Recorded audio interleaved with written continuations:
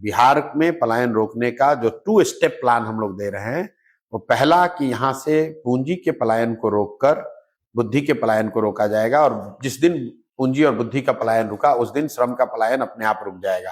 अब पूंजी का पलायन क्या है ये आप समझ लीजिए।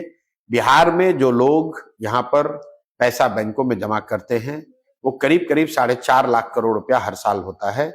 उसमें बैड सीडी रेशियो की वजह से या लो सीडी रेशियो की वजह से करीब करीब 2-2.25 लाख करोड़ रुपया बिहार से बाहर बैंक भेज रहे हैं।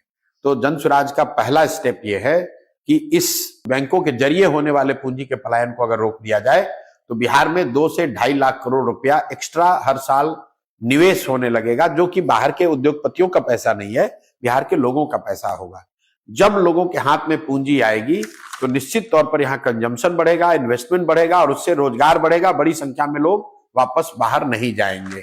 दूसरा जो हम लोगों ने कहा कि मनरेगा को हम लोग यहाँ कृषि से जोड़ना चाहते हैं, ताकि कृषि आधारित जो मजदूर हैं वो पंजाब और हरियाणा के खेतों में काम करने के बजाय बिहार के खेतों में काम करें। ऐसा नहीं है कि बिहार में खेतों में मजदूरों की कमी नहीं है, यहाँ जो खेती कर रहे हैं वो लोगों के पास मजदूर नहीं है।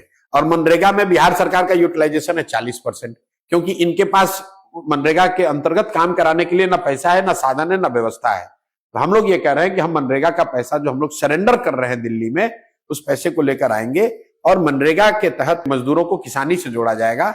और शर्त ये हम कह रहे हैं कि जो आदमी भी अभी धान गेहूं की खेती कर रहा है वो नकदी की अगर खेती करने लगे तो उसको मनरेगा के तहत मजदूर फ्री में मिलेगा।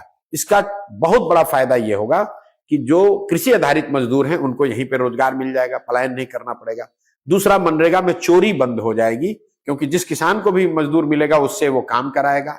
तीसरा, सबसे बड़ा, जो एग्रीकल्चर प्रोडक्टिविटी है वो बहुत तेजी से बढ़ेगी, क्योंकि जो 1 बीघे में अगर आप 1 एकड़ में आज आप धान उगा रहे हैं, कल शायद मजदूर उपलब्ध हो तो वहां पर आप लहसुन उगाने लगेंगे या कैश क्रॉप उगाने लगेंगे, उससे आपकी इनकम बढ़ेगी।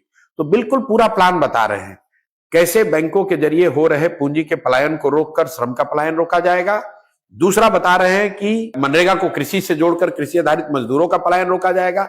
और तीसरा कि यहां घर घर इंटरेस्ट सबवेंशन की जो स्कीम लाकर हम लोग महिलाओं के हाथ में पूंजी देना चाहते हैं, ताकि घर घर में रोजी रोजगार हो सके। हम लोग ये कह रहे हैं कि 4% सालाना ब्याज पर यहां पर लोगों को कर्ज दिया जाए, ताकि लोग अपने अपने घर में छोटा मोटा रोजी रोजगार कर सके। उससे भी पलायन को रोकने में बहुत बड़ी मदद मिलेगी।